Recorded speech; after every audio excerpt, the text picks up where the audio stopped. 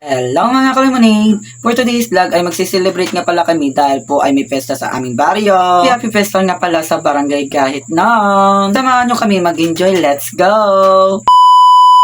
Ngayon araw nga pala ay mag-prepare kami ng handa para sa mga bisita.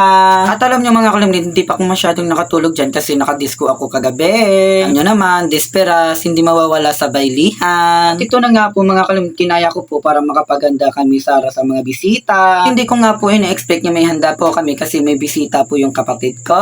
Yun tuloy, hindi po ako nakapag-invite ng mga kaibigan ko. Charap!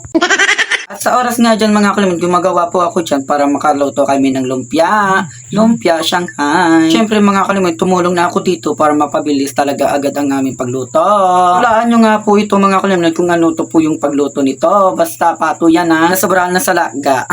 Charot. Ang mga handa namin is lumpiang Shanghai at saka adobong pato. At hindi lang yan mga kalimunin, may minudong baboy din kami. Siyempre mga kalimunin, hindi talaga mawawala ang dessert. Ang pinaghanda namin dessert po is salad. Ayan lang makakaya namin, no? Ito na nga po mga kalimunin, ako po yung unang tumikim ng lumpiang Shanghai. Siyempre dapat tikman muna para malaman kung masarap, diba? Charot. Pero promise mga kalimunin, masarap talaga magluto si mama at saka ako. Ala, eme, charot ka. At ayun na nga po mga kalimunin, nakapag-prepare na po yung mga handa. Ready to eat na agad. Alam nyo mga kalimunin, nakatulog na po ako dyan at pagkagising ko may mga bisita na. Anong gulat ba? Charot! Wag na wag kayong mag-alala mga kalimunin, mga kilala naman namin to at saka pamilya namin ang mga bisita namin. Siyempre mga kalimunin, hindi talaga mawawala ang video okay? Kitang-kita nyo naman siguro ang mga palainom. Ay Diyos ko, temprano pa nag-inom-inom na agad na. Ganon talaga, charot!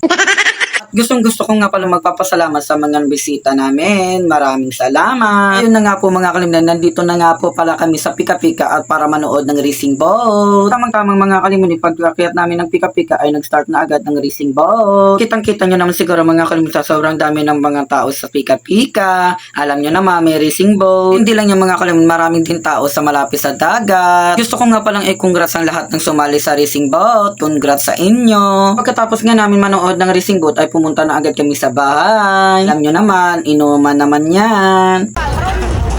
Ay, kamo ba? Ay, kamo ba?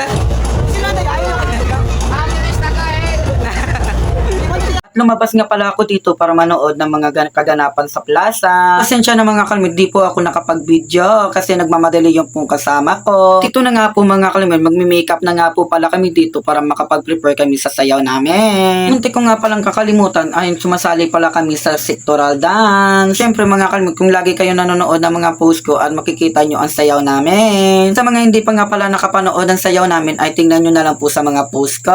Pagkatapos nga namin mag-makeup mga kalimunin ay mag-PBS na po kami kasi malapit na mag-start ang program. Today's video, matawag kami guys po guys. Puntahan po kami guys. Pupuntahan nyo Ininga Vlog.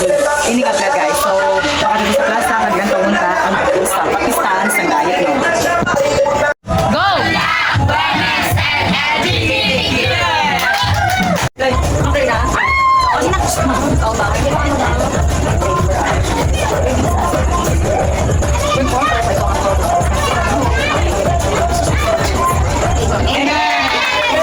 Pagkatapos namin mag-BS at nag-pray mga kalimunin ay lumabas agad kami.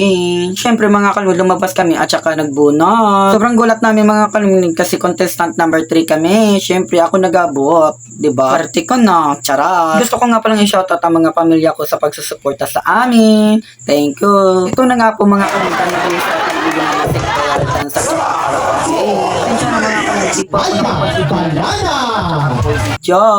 Pero kinukuha ko lang po mga highlights. Baka magtataka kayo mga kalimunin kung bakit may sumasayo at saka may kumakanta. Alam nyo kasi mga kalimunin, pinaghalo-halo lang po para hindi masayang ang oras. Isit ba? Charot.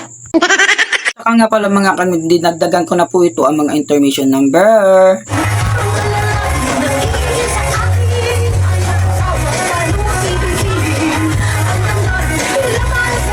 And for this year's second place for the sectoral dance competition, congratulations to the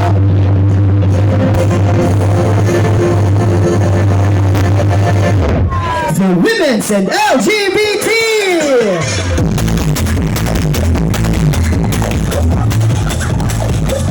Hanggang dito na nga lang po yung pag-voiceover ko. Maraming salamat at tingnan nyo na lang po yung mga kaganapan sa diskuhan.